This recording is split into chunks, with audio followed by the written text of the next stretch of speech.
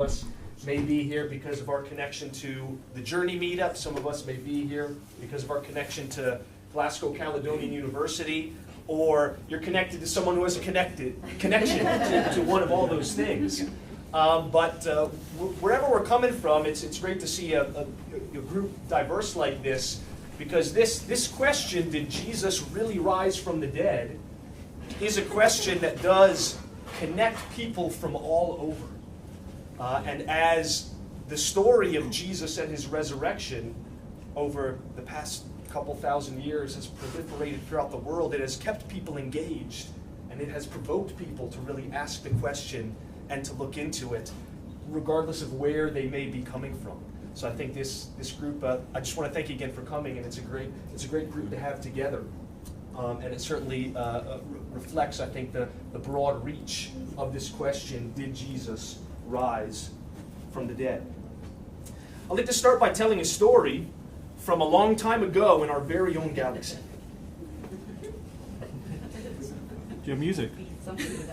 No, their AV doesn't, or the audio doesn't work. Unfortunately. I don't know.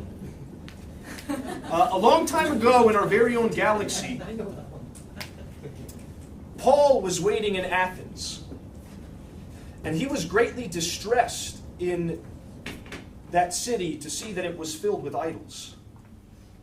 So he reasoned in the synagogue with the Jews and the God-fearing Greeks, as well as in the marketplace day by day with those who happened to be there. A group of Epicurean and Stoic philosophers began to dispute with him. Some of them asked, "What is this babbler trying to say?" Others remarked, he seems to be advocating foreign gods. They said this because Paul was preaching the good news about Jesus and the resurrection. They took him and brought him to a meeting of the Areopagus, where they said to him, "May we know what this new teaching is that you are presenting? You're bringing some strange ideas to our ears, and we want to know what they mean." All the Athenians and the foreigners who lived there spent their time doing nothing but talking about and listening to the latest ideas. Paul then stood up in the meeting of the Areopagus and said, "Men of Athens, I see that in every way you are very religious. For as I walked around and looked carefully at your objects of worship, I even found an altar with this inscription, 'To an unknown God.' Now what you worship as something unknown, I am going to proclaim to you." We should not think that the divine being is like gold or silver or stone, an image made by man's design and skill. In the past, God overlooked such ignorance, but now he commands all people everywhere to repent. For he has set a day when he will judge the world with justice by the man he has appointed. He has given proof of this to all men by raising him from the dead. When they heard about the resurrection of the dead, some of them sneered. But others said, "We want to hear you again on this subject." At that, Paul left the council. A few people became followers and believed. Among them, a member of the Areopagus, and also a number of others. You know, almost 2,000 years ago, the Apostle Paul, he stood up in a forum of learning and intellectual spiritual exploration and presented the claim of the resurrection, that Jesus rose from the dead.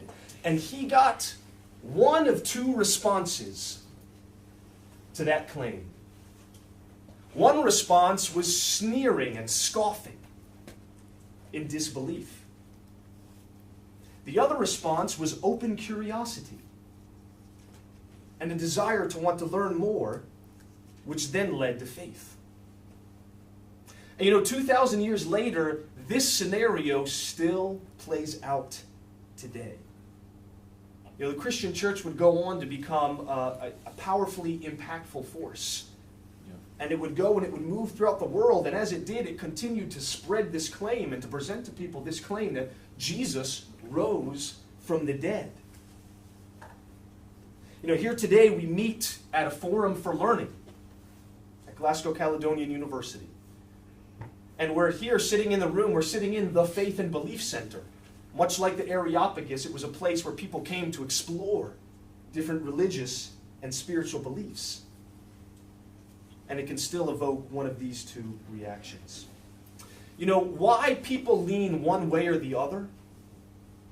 Why some people hear this claim and scoff in disbelief, and then others hear this claim and are open to curiosity, is a deep question, and it's not a question that we're going to be able to solve in the next hour or so. But I do hope that we can have some fun, that we can make this exploration engaging, that it'll be thought-provoking. We'll delve into some history.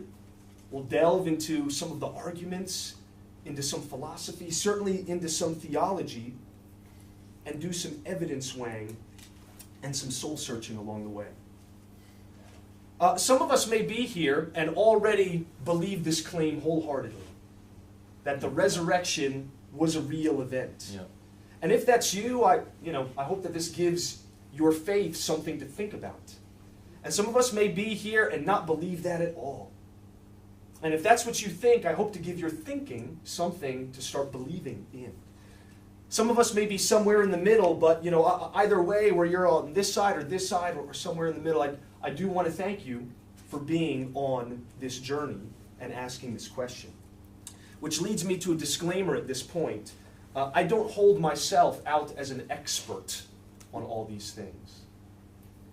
I'm not a trained historian. I'm not a New Testament scholar. My training was in law, and then my training was in ministry. So the lawyer in me appreciates and enjoys evaluating arguments and listening to evidence and hearing sides of a compelling question. Yeah. Certainly the minister in me is immersed in the New Testament and in figuring out my faith in God and Jesus Christ. But I present this myself as a student and as a seeker. And if you're here this afternoon, it means on some level you too are a student and a seeker of these things. On some level. Otherwise you wouldn't. Otherwise I don't think you would be here. So thank you for coming. Thank you for sharing in this, and I hope that we can continue to share in this together. Why should the resurrection claim of the New Testament be treated any different than mere fantasy or fiction? That's really the crux of the question. To answer this question and to go on this journey together, I put together a little bit of a roadmap, which will also serve as a template for how the presentation will be organized this afternoon. This is the roadmap to faith in the resurrection claim.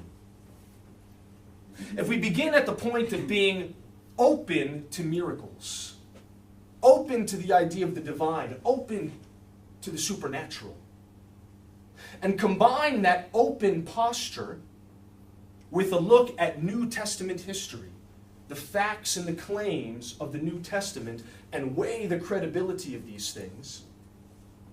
And then if you take those things together and then you do a fair look at the objectives and the alternative claims to what the New Testament says, you can arrive at a basis for faith in the resurrection claim. And not just a basis on blind faith, but a basis on facts, on evidence, and on credible claims. And that'll be the journey this afternoon, and something that I hope will be intriguing to you wherever you may be on your faith scale today. So let's talk a little bit about this idea of having an open posture towards miracles. Do you believe in miracles? Period. I think that's an important question. Right? The resurrection claim that Jesus rose from the dead is plain and simple a miracle claim.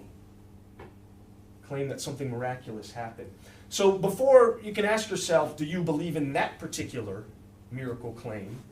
Step back and ask the bigger question. Well, do you believe in miracles in general? Are you open to that? Let me tell you about the story of the man who thought he was dead. A man became convinced that he was dead.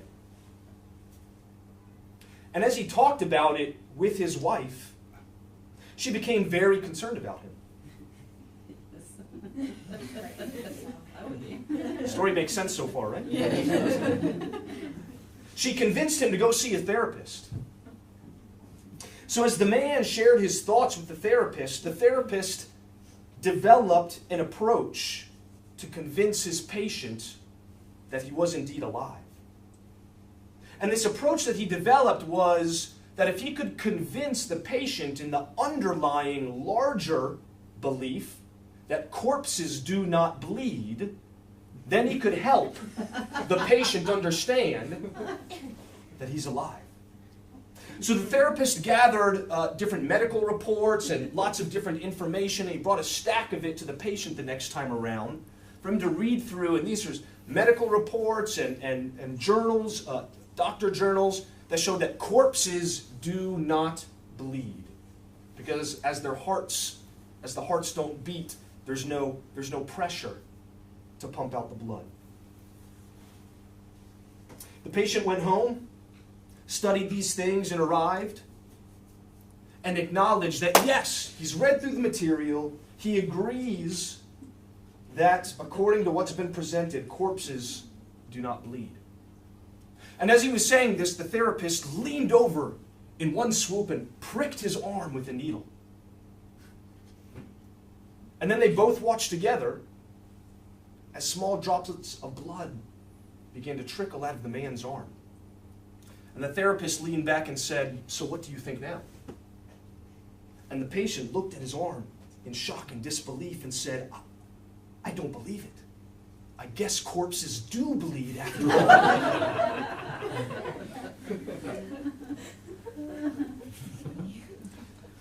The story is an illustration of the power of our presuppositions. The things that we're already have convinced ourselves of, and the way that impacts our openness to new thoughts and to new ideas. You know, in modern culture in the West, there has developed a very strong, what's called anti-supernatural presupposition. And those are just a bunch of fancy words for just this strong a priori position that anything miraculous or supernatural or divine is just a bunch of rubbish. That is just fairy tales, and that's just stories. The vast majority of skeptics and disbelievers that I've encountered in life, in my experience, when it comes to this question, you know, they don't arrive at their unbelieving, skeptical conclusion because they've done a whole bunch of research into the claims and weighed the evidence. It's because they've already decided any kind of a miracle claim is just rubbish and should be discarded. Now, I find that interesting. Because sometimes, as a Bible believer myself, I have at times been accused of being closed-minded and living with these religious blinders on. But that's a double-edged sword right there, that claim. Because, you know, isn't the person who's already decided that miracles are an impossibility and they're all rubbish, haven't they closed themselves off and just put on blinders of a different kind? So the first appeal really is have an open posture. An open posture to the miraculous. An open posture to the supernatural. Now that doesn't mean you automatically legitimize every single claim that something miraculous or something supernatural happened, but it's just being open. It means you don't take the idea and it's just dead on arrival. Think about presuppositions. Something to help that open posture, there's an interesting 2-volume work done by a researcher named Craig Keener, and this has just come out in the past couple years. What Craig Keener did, and he's both a researcher of the classics, and what he did is did a survey of classical literature and noticed, how many times miraculous claims have come up in classic literature, not just Christian literature, but all ancient classic literature. And then he did a comparison to really the modern Western way of thinking, which is so closed off to the miraculous. But he compiled documented evidence. One of these volumes is just documented evidence from medicine, from scientific reports and medical reports from people who claimed to have experienced a miracle. It's actual evidence indicating the before and the after. The reality is that hundreds of millions of people across the world, from various cultures, from various walks of life, have claimed to have seen or experienced a miracle. If just one of those is actually true, if just one of those is legitimate, doesn't that completely change the paradigm of our openness towards the miraculous? If the potential for a miracle is real, then what that does is that opens up our posture. Certainly a miracle by definition is something exceptional, but it's not something impossible. And you know what? I would venture to guess that even in this crowd right here, there's several of us who would also claim to say, I've seen a miracle, or I have been around something that I can only explain as miraculous. What are your presuppositions towards the idea of a miracle or the idea of the supernatural? The appeal is for an open posture. Fantasy and faith. Are there any science fiction fans out there? I'm one. Yeah. I love good science fiction, good fantasy. The Pevensey children walked through the wardrobe into Narnia. Frodo tossed the Ring of Power into Mount Doom. And the Rebel Alliance destroyed the Death Star. And Jesus rose from the dead. Is that the way it is? Is that the way it works? For some, it's like that. For some, faith in the resurrection claim is the equivalent of just a good fantasy story or a good bit of fiction. But I want to help us understand that there's a very real difference between fantasy and between a faith claim. Faith in the miraculous or faith in God. Fantasy always has little basis in reality. But faith claims, good faith claims, are consistent with facts and evidence and arguments. Fantasy claims oftentimes are unable to be scrutinized, where faith claims, these facts, these evidence and arguments can be evaluated. The credibility of them can be looked into. Fantasy is often the product of a uniquely singular thinking. It's just somebody's imagination at work. But faith claims, they can be independently attested, yet commonly viewed. Different people from different parts of the world who have never interacted with one another, right, with independent experience and independent attestation can come to the conclusion that the divine must be real and I've experienced a miracle, right? They share that view even though they've never been connected. And that's different from something like fantasy, which is just the emanation of a singular imagination. Christianity and the Christian claims have never been about telling people to just believe this fantastic story. It's always been about calling people to faith based on some kind of evidence and some kind of claim that can be credibilized.